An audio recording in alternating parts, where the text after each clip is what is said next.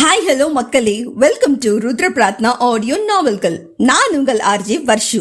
இன்னைக்கு நம்ம பார்க்க போறது அசோக் அஞ்சனாவின் கதை.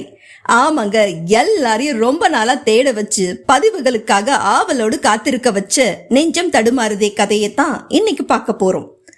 கதைக்குள்ள போறதுக்கு முன்னாடி நீங்க இந்த சேனலுக்கு புதுசா இருந்தா சப்ஸ்கிரைப் பண்ணிக்கோங்க. கதை பிடிச்சிருந்தா லைக் பண்ணிட்டு ஃப்ரெண்ட்ஸ் ரிலேட்டிவ்ஸ்க்கு ஷேர் பண்ணுங்க. என்னோட வாய்ஸ் பிடிச்சிருந்தா கமெண்ட்ஸ்ல சொல்லுங்க.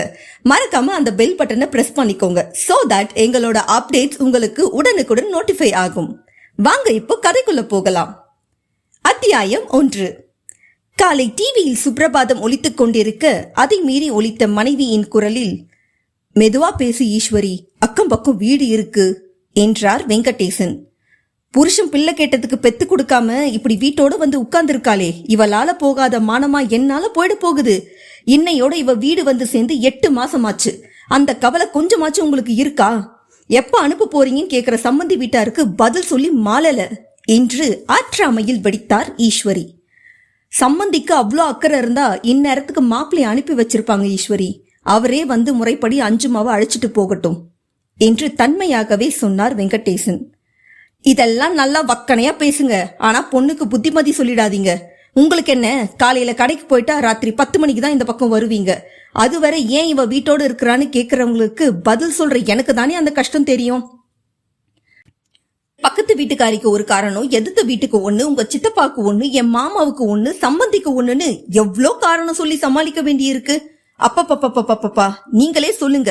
இவ வீட்டோட வந்ததுக்கான உண்மை காரணம் வெளியே 4 பேருக்கு தெரிஞ்சா சிரிக்க மாட்டாங்க என்று வழக்கம் போல தன் சுப்ரபாதத்தை ஆரம்பித்து விட்டார் ஈஸ்வரி. அச்சுவுக்கு மாப்பிள்ள வீட்டுக்காரங்களை எப்ப வர சொல்லட்டும் தானே ஈஸ்வரி கேட்டேன். அதுக்கு ஏன் காலையிலேயே ஆரம்பிக்கிற என்றார் வெங்கடேசன் சலிப்போடு.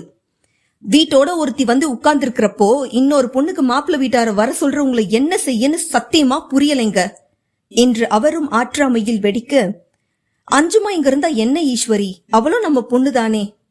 அதெல்லாம் கல்யாணத்துக்கு முன்னாடியே முடிஞ்சு போச்சு. இப்ப அவ அடுத்தவன் பொண்டாட்டி, அது உங்களுக்கு ஞாபகம் இருக்கட்டும்.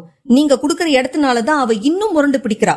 வாழா வெட்டியா வந்திருக்கிறவளை பத்தி எந்த கவலையும் இல்லாம காலையில டீயும் பேப்பரும் இருந்துட்டா போதும் உங்களுக்கு என்று சாம்பாரோடு சேர்த்து வெங்கடேசனையும் தாளித்து கொட்டினார் ஈஸ்வரி. இவர்களின் வாக்குவாதத்திற்கு காரணமான அஞ்சனா அதிகாலையே எழுந்து வாசல் தெளித்து கோலமிட்டு வீடு பெருக்கி பாத்திரத்தை கழுவி போட்டுவிட்டு தன் மகளை எழுப்பி குளிக்க வைத்துக் கொண்டிருக்கிறாள். அஞ்சனா மத்திய தரத்திற்கும் சற்று கீழ் இருக்கும் வெங்கடேசன் ஈஸ்வரி தம்பதியரின் 2ஆம் மகள். மூத்த மகள் அருணாவை ஜெகனுக்கு கட்டி கொடுத்து 10 வருடங்களாகிவிட்டது. 2 பேர குழந்தைகள் இருக்கின்றனர். 3ஆம் மகள் அர்ச்சனாவுக்குத்தான் இப்போது வரன் பார்த்திருக்கின்றனர். 4ஆவதான அஞ்சலி கல்லூரியில் படித்துக் கொண்டிருக்கிறாள். வெங்கடேசனுக்கு பெரிதாக படிப்பு இல்லாததால் அவர் தந்தை 10ஆம் வகுப்பு முடித்ததுமே பாத்திரக்கடை ஒன்றில் வெங்கடேசனை வேலைக்கு சேர்த்து விட்டார்.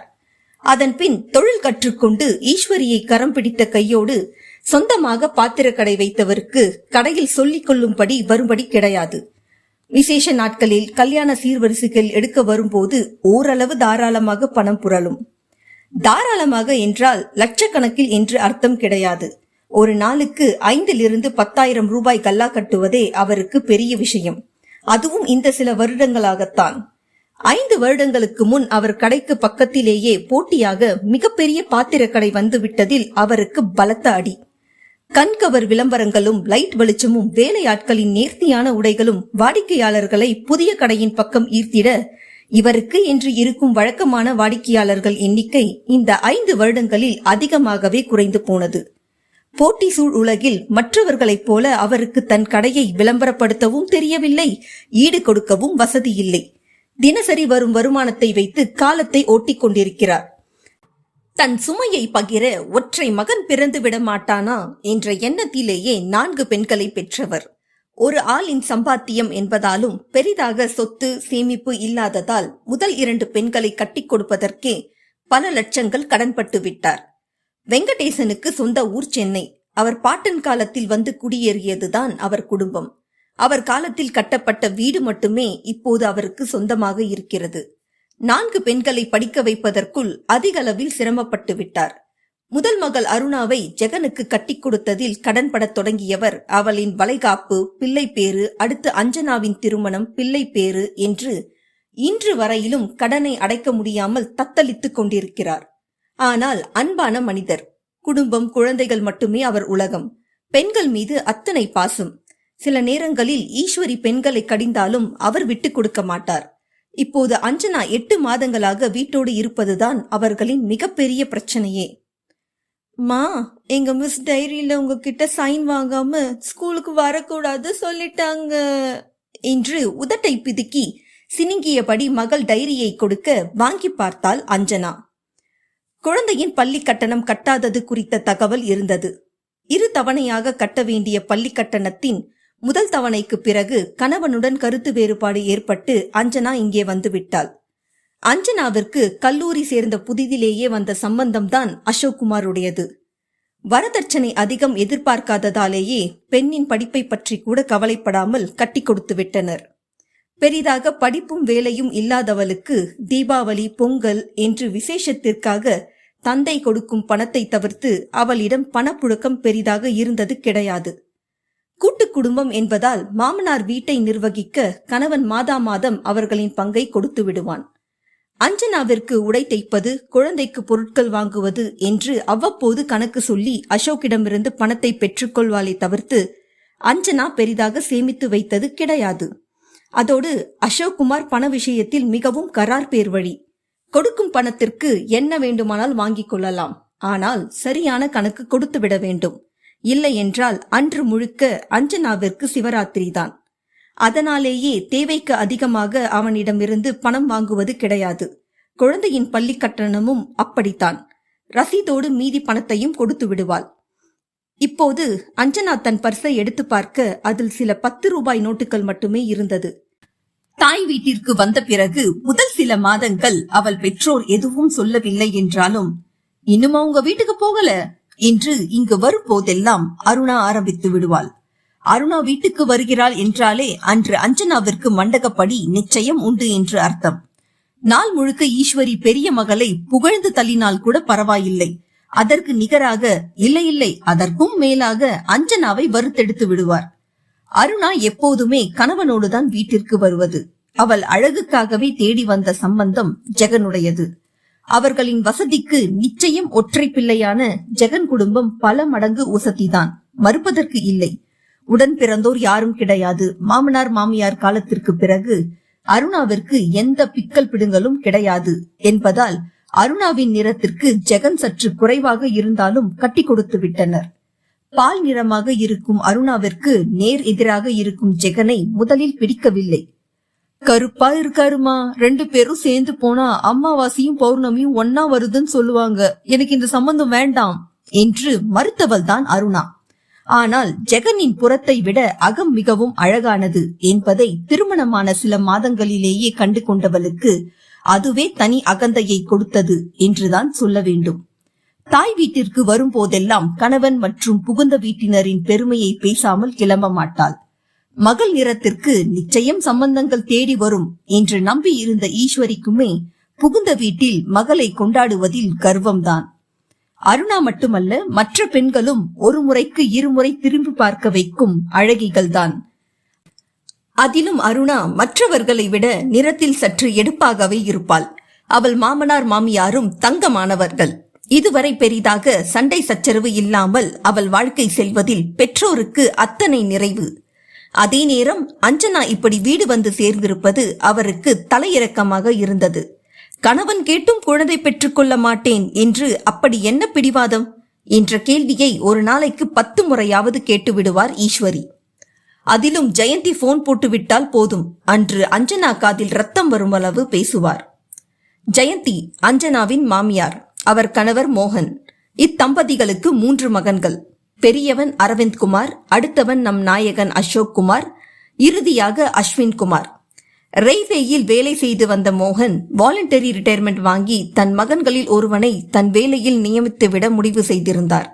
ஆனால் 3 யாருக்கு கொடுப்பது என்ற குழப்பம். பெரியவன் நண்பர்களோடு சேர்ந்து பிசினஸ் ஆரம்பித்து வெற்றிகரமாக செய்து கொண்டிருக்கிறான். அடுத்ததாக அசோக் படித்து முடித்து ஐடி துறையிலும் கால் பதித்து விட்டான். 3வதாக அஸ்வின் படிப்பும் சரியாக ஏறாமல் பொறுப்பும் இல்லாமல் கல்லூரி படிப்பை முடித்துவிட்டு வேலை தேடுகிறேன் என்ற பெயரில் நண்பர்களுடன் பொழுதை கழிப்பவன். மோகனின் 3 மகன்களும் 3 விதம். பெரியவன் பெரிதாக வீட்டு விஷயங்களில் அலட்டிக் கொள்ள மாட்டான். என் பங்கு என்ன, வீட்டில் நடக்கும் விசேஷங்களுக்கு நான் என்ன செய்ய வேண்டும், அதை மட்டும் சொல்லுங்கள், சும்மா நச்சரிக்காதீங்க என்பவன். இளையவன் அஸ்வினுக்கு குடும்பத்தினர் மீது பாசம் உண்டு என்றாலும் அவனா குடும்பமா என்று வருகையில் தன் நலனை மட்டுமே முன்னிறுத்துபவன். சுயநலத்தின் மறு உருவம் என்றுதான் சொல்ல வேண்டும். அவன் வரையில் நன்றாக இருக்க வேண்டும், அவனுக்கு அனைத்தும் கிடைக்க வேண்டும். அதற்காக பெற்றவர்களையும் உடன் பிறந்தவர்களையும் தன் இஷ்டத்திற்கு வளைப்பதில் வல்லவன். இவர்களுக்கு இடையில் அசோக். அவனுக்கு குடும்பம்தான் முதலில். பெற்றோர் உடன் பிறந்தவர்கள் மீது அலாதி அன்பு. அதே நேரம் படித்து முடித்த ஓராண்டுக்கு நல்ல வேலை கிடைக்காமல் திண்டாடியவன் மோகன் வாலண்டரி ரிட்டையர்மெண்ட் எடுக்க முடிவு செய்த போதுதான் ஐடி துறையில் கால் பதித்து தன்னை நிலைப்படுத்திக் கொண்டிருந்தான். பெரும்பாலும் மோகன் மனைவி பிள்ளைகளிடம் கலந்தாலோசிக்காமல் முடிவுகளை எடுப்பதில்லை. எப்போதும் இரவு உணவை முடித்த பிறகு 8 மணி அளவில் வட்டமேஜை மாநாடு கூடி முக்கிய முடிவுகள் எடுக்கப்படும். அதற்கு முன் மனைவியிடம் விஷயத்தை சொன்ன மோகன், எனக்கு 3 பிள்ளைகளும் ஒண்ணுதான் ஜெயந்தி, ஆனா யாராவது ஒருத்தருக்கு தான் வேலையை கொடுக்க முடியும். அதனால ரிட்டையர்மெண்ட் பணம் ஒருத்தனுக்கு, வேலை ஒருத்தனுக்கு, வீடு ஒருத்தனுக்குன்னு பிரிச்சிருக்கேன். யாருக்கு என்ன வேணும்னு சொல்றாங்களோ அப்படியே முடிவு பண்ணிடலாம். நீ என்ன சொல்ற என்றார். இந்த பேச்சு வருவதற்கு 2 வருடங்களுக்கு முன்தான் பெரியவனுக்கு திருமணம் முடித்து அசோக்கிற்கு அஞ்சனாவை பெண் பார்த்து பேச்சுவார்த்தை அளவில் இருந்தது. ஏங்க, பெரிய பசங்களுக்கு படிப்பு திறமை இருக்கு, அருவி தொழில் நல்லா போகுது, அசோக்கும் வேலையில ஏதோ இன்கிரிமெண்ட் கொடுத்ததா சொன்னான். அவங்க 2 பேரும் எப்படியும் கரையேறிடுவாங்க. ஆனா சின்னவன் தான் படிப்பு இல்லாம வேலையும் இல்லாம இருக்கான். அவனுக்கு வேலை வாங்கி கொடுத்தா நாளைக்கு பொண்ணு கிடைக்கிறது சுலபம் தானே என்றார். நீ சொல்றது சரிதான் ஜெயந்தி, ஆனா பெரியவனுங்கள யாராவது ஒருத்தன் எங்களை விட்டுட்டீங்களேன்னு நாளைக்கு நம்மள ஒரு வார்த்தை சொல்லிடக்கூடாது. இதுதான்னு சொல்லிடலாம். யாருக்கு என்ன தேவையோ அதை கொடுக்கறது நமக்கு நல்லது என்றவர் பிள்ளைகளிடம் விஷயத்தை சொன்ன மறுநொடியே எனக்கு வேலை வேண்டும் என்றான் அஸ்வின்.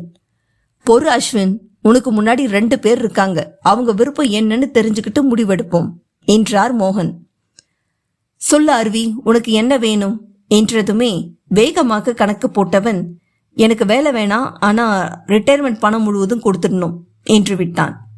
அதே நேரம் அசோக் அருகே இருந்த அஸ்வின், அடுத்து உன்னதாண்டா கேட்பாங்க அசோக்கு, இதை விட்டா எனக்கு வேற வேலை கிடைக்க வாய்ப்பே இல்ல, பிளீஸ்டா உனக்கு வேலை வேண்டான்னு சொல்லிடு என்றான் கிஞ்சலாக.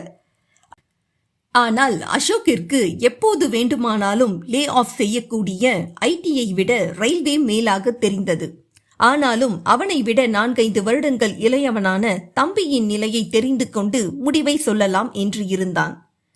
ஃப்ரெண்ட்ஸ் கூட ஏதோ கஃபே ஆரம்பிக்க போறதா சொல்லிட்டு இருந்தே அஸ்வின், அது என்ன ஆச்சு என்றான்.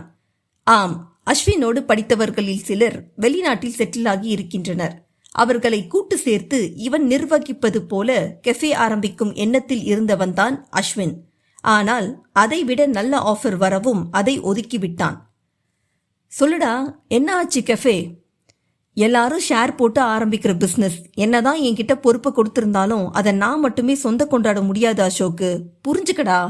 உனக்கு தான் வேலை இருக்கே, ஆனா என் தகுதிக்கு யார் கொடுப்பா என்று கல்லே கரைந்து விடும் அளவு இருந்தது அஸ்வினின் பேச்சு. நம் நாயகன் உருகாமல் இருந்தால்தான் ஆச்சரியப்பட வேண்டும். சந்தோஷமாகவே தம்பிக்கு விட்டு கொடுத்து விட்டான்.